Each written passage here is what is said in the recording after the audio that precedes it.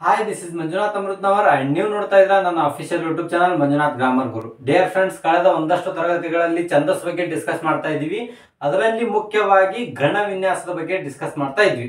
ಆ ಗಣ ವಿನ್ಯಾಸದಲ್ಲಿ ಪ್ರಮುಖವಾಗಿ 3 ವಿಧಗಳು, ಒಂದು ಮಾತ್ರಾಗಣ, ಒಂದು ಅಕ್ಷರಗಣ, ಇನ್ನೊಂದು ಅಂಶಗಣ ಅಂತ ಹೇಳಿ. ಈಗ ಆಲ್ರೆಡಿ ಮಾತ್ರಾಗಣದ ಬಗ್ಗೆ ಇನ್ ಡೀಟೇಲ್ ಆಗಿ, ಅಂದ್ರೆ ಅದರಲ್ಲಿ ಬರ್ತಕ್ಕಂಥ ಕಂದ ಪದ್ಯ ಆಗಿರ್ಬೋದು, ಷಟ್ಪದಿಗಳಾಗಿರ್ಬೋದು, ಅವುಗಳ ಲಕ್ಷಣ, ಮಾತ್ರ ವಿನ್ಯಾಸ, ಗಣ ವಿನ್ಯಾಸ ಯಾವ ರೀತಿ ಇರುತ್ತೆ, ಇದೆಲ್ಲಾ ವಿಷಯಗಳ ಬಗ್ಗೆ ಇನ್ ಡೀಟೇಲ್ ಆಗಿ ಡಿಸ್ಕಷನ್ ಮಾಡಿದೀವಿ.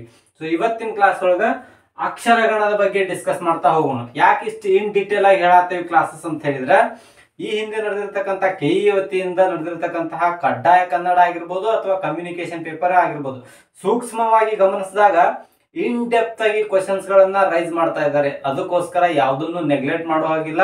ಇದ್ರ ಮೇಲೂ ಕೂಡ ಕ್ವಶನ್ ರೈಸ್ ಆಗಿದೆ. ಯಾವ ರೀತಿ ರೈಸ್ ಆಗಿದೆ ಅನ್ನೋದನ್ನ ನಾನು ನಿಮ್ಗೆ ಈಗ ತೋರಿಸ್ತೇನೆ. ಸೊ ಮೊದಲಿಗೆ ಅಕ್ಷರಗಣ ಅಂತ ಬಂದಾಗ ಅದ್ರ ಬಗ್ಗೆ ನಮಗೆ ಸ್ವಲ್ಪ ಮಾಹಿತಿ ಇರ್ಬೇಕು. ಅಂದಾಗ ಮಾತ್ರ ಎಕ್ಸಾಮ್ ಅಲ್ಲಿ ಅದರ ಮೇಲೆ ಬಂದಿರತಕ್ಕಂಥ ಕ್ವಶನ್ಸ್ ಗಳನ್ನ ಈಸಿಯಾಗಿ ಟ್ಯಾಕಲ್ ಮಾಡ್ಬೋದು. ಏನ್ ಹಂಗಂದ್ರೆ, ಅಕ್ಷರಗಣ ಅಂದ್ರೆ ಮೂರು ಅಕ್ಷರಗಳಿಗೆ ಒಂದರಂತೆ ಗಣ ವಿಭಾಗ ಮಾಡುವ ಕ್ರಮವೇ ಅಕ್ಷರಗಣ. ಮೂರು ಅಕ್ಷರಗಳನ್ನ ಒಂದು ಗುಂಪುಗಳನ್ನಾಗಿ ಮಾಡತಕ್ಕಂತಹ ಕ್ರಮಕ್ಕೆ ನಾವೇನಂತ ಕರಿತೀವಿ? ಅಕ್ಷರಗಣ ಅಂತ ಹೇಳಿ ಕರಿತೀವಿ. ಮೂರು ಅಕ್ಷರಗಳನ್ನ ಒಂದು ಗುಂಪು ಮಾಡ್ತೇವೆ. ಒಂದು ಸಾಲು ಇರ್ತತಿ, ಒಂದು ಪದ್ಯ ಇರ್ತತಿ. ಆ ಪದ್ಯದ ಒಂದು ಸಾಲಿನಲ್ಲಿ ಮೂರು ಅಕ್ಷರಗಳ ಒಂದು ಗುಂಪುಗಳನ್ನ ಏನ್ ಮಾಡ್ತೇವಲ್ಲ, ಅದನ್ನ ನಾವು ಅಕ್ಷರಗಣ ಅಂತ ಹೇಳಿ ಕರಿತೀವಿ. ಇನ್ನೊಂದು ಸ್ವಲ್ಪ ಇದ್ರ ಬಗ್ಗೆ ಎಕ್ಸ್ಟ್ರಾ ಮಾಹಿತಿ ಏನಂತ ಹೇಳಿದ್ರೆ, ಮಾತ್ರೆಗಳು ಇಂತಿಷ್ಟೇ ಇರಬೇಕು ಎಂಬ ನಿಯಮವಿಲ್ಲ. ಒಂದು ಸಾಲೊಳಗಾಗ್ಲಿ ಅಥವಾ ಒಂದು ಪೂರ್ತಿ ಪದ್ಯಕ್ಕಾಗ್ಲಿ ಇಂತಿಷ್ಟ ಮಾತ್ರೆಗಳು ಬರಬೇಕು ಅಂತ ಹೇಳಿ ಯಾವುದೇ ರೂಲ್ಸ್ ಇರುವುದಿಲ್ಲ. ಇನ್ನ ಪದ್ಯದ ಸಾಲಿನಲ್ಲಿ 1 ಅಥವಾ 2 ಅಕ್ಷರ ಉಳಿಯಬಹುದು. ಅಂತಹ ಅಕ್ಷರಗಳನ್ನ ಲಘು ಗುರು ಎಂದು ಗುರುತಿಸಲಾಗುತ್ತದೆ. ಹೆಂಗಂದ್ರ, ಒಂದು ಎಕ್ಸಾಂಪಲ್ ಕೊಟ್ಟು ಹೇಳುದಾದ್ರೆ, ಒಂದು ಪದ್ಯದ ಲೈನ್ ಐತ್ರಿ. ಆ ಪದ್ಯದ ಲೈನ್ ಒಳಗ 10 ಅಕ್ಷರಗಳದಾವ ಅಂತ ಅನ್ಕೋರಿ. ಹಂಗ 10 ಅಕ್ಷರಗಳನ್ನ ನಾವು ಈಗ ವಿಂಗಡಣೆ ಮಾಡ್ಬೇಕು, ಗುಂಪುಗಳನ್ನಾಗಿ ಮಾಡ್ಬೇಕು. ಎಷ್ಟು ಅಕ್ಷರಿನ ಗುಂಪು ಮಾಡ್ಬೇಕಂತ ಹೇಳ್ಯಾರ? ಮೂರ್ ಅಕ್ಷರಿನ ಗುಂಪು ಮಾಡ್ಬೇಕಂತ ಹೇಳ್ಯಾರ. 10 ಅಕ್ಷರದವು ಮೂರ್ ಅಕ್ಷರಿನ ಗುಂಪು ಮಾಡಿದ್ರೆ ಒಂದು ಗುಂಪು, 2 ಗುಂಪು, 3 ಗುಂಪು ಅಂದ್ರೆ 9 ಅಕ್ಷರಕ್ಕೆ 3 ಗುಂಪು ಆಗ್ಬಿಡ್ತಾವ.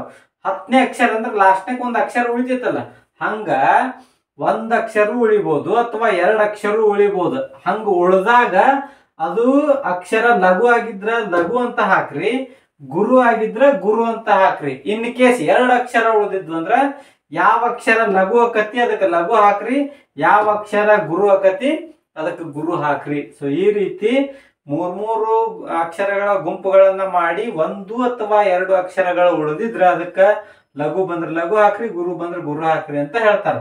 ಸೊ ಇದಷ್ಟು ಅಕ್ಷರಗಣದ ಬಗ್ಗೆ ಆತ.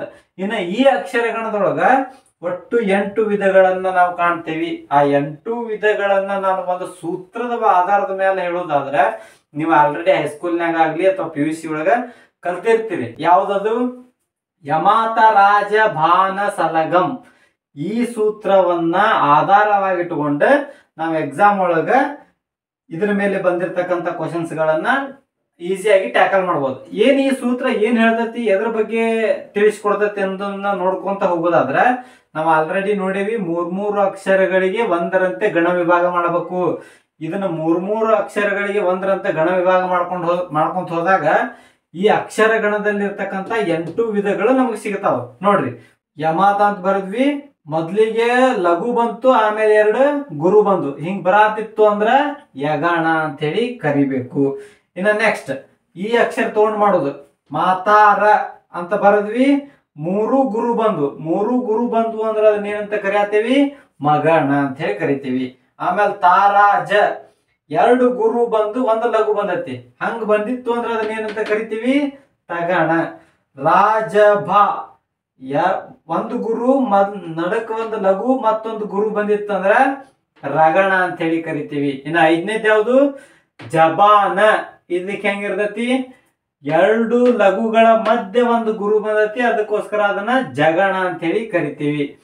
ಬಾನಸ ಅಂದ್ರ ಫಸ್ಟಿಗೆ 1 ಗುರು ಆಮೇಲೆ 2 ಲಘು, ಅದನ್ನ ನಾವೇನಂತ ಕರಿತೀವಿ? ಭಗಣ ಅಂತ ಹೇಳಿ ಕರಿತೀವಿ. 7ನೇದೇನು? ನಸಲ.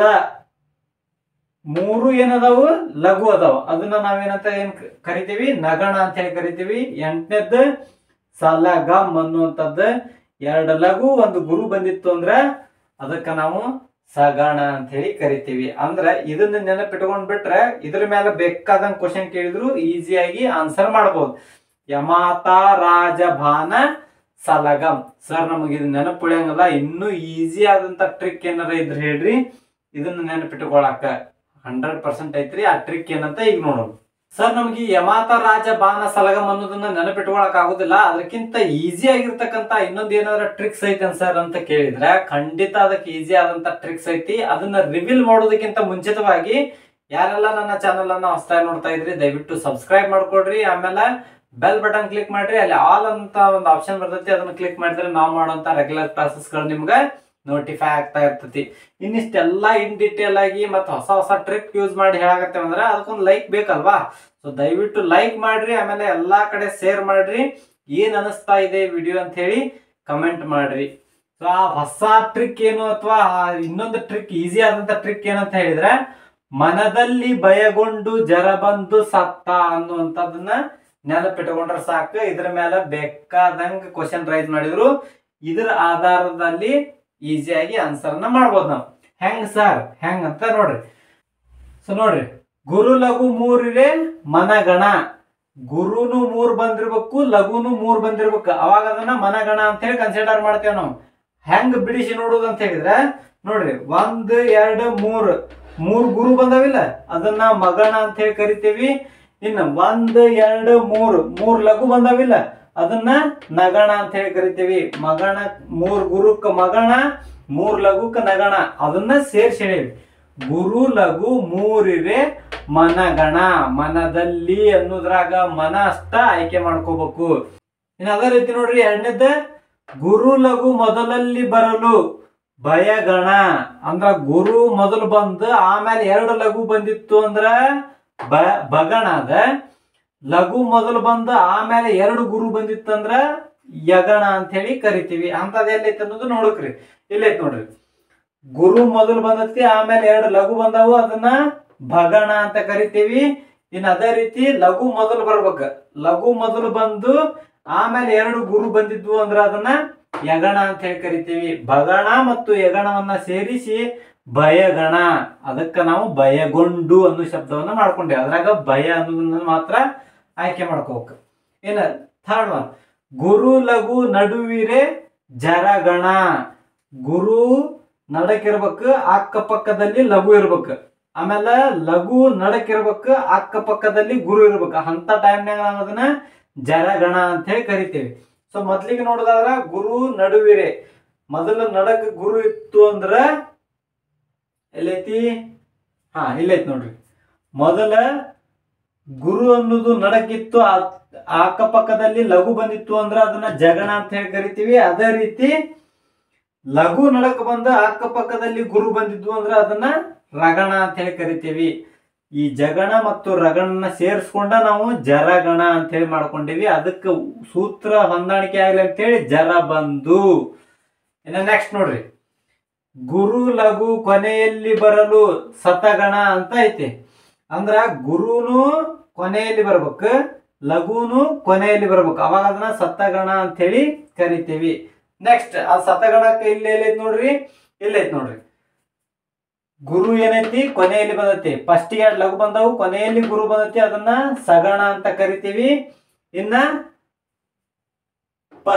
ಫಸ್ಟಿಗೆ 2 ಗುರು ಬಂದು ಆಮೇಲೆ ಲಘು ಬಂದೈತಿ, ಕೊನೆಯಲ್ಲಿ ಲಘು ಬಂದೈತಿ, ಅದನ್ನ ತಗಣ ಅಂತ ಹೇಳಿ ಕರಿತೀವಿ. ಅಂದ್ರೆ ಸಗಣ ಮತ್ತು ತಗಣ ಸೇರಿಸಿ ಸತಗಣ ಅಂತ ಹೇಳಿ ಮಾಡ್ಕೊಂಡಿವಿ. ಇದು ನಮಗ ನೆನಪಿಟ್ಕೊಳಕಾಗಿ ಮಾಡ್ಕೊಂಡಿರೋದ್ರಿ, ಬಾರಿ ಈಸಿ ಐತಿ.